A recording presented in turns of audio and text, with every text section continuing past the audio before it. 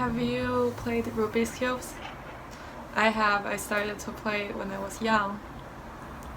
I think the Rubik's Cube is a symbol for self-exploration and a symbol for logic consistency. Do you know how many combinations of a Rubik's Cube can be?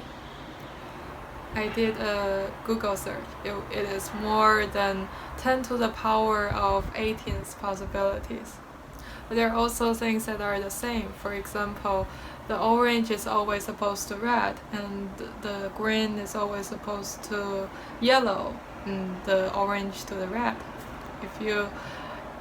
After you watch my drawing, do you also want to create your own Rubik's Cube? If you want, you could make your own Rubik's Cube with your own color choices, with your own symbols. I like moon and I like sun. They are like the powerful god and goddess for me. But you could put on your own symbols. You could put on the animals you like. You put down a tiger. You could put down a bear.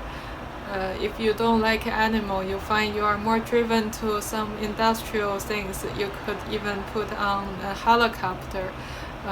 You could put on some people like your boyfriend or your girlfriend. Hope you enjoy the drawing for today, and if you did make a Rubik's Cube, you could send to me. I hope, and see you. Have a good day.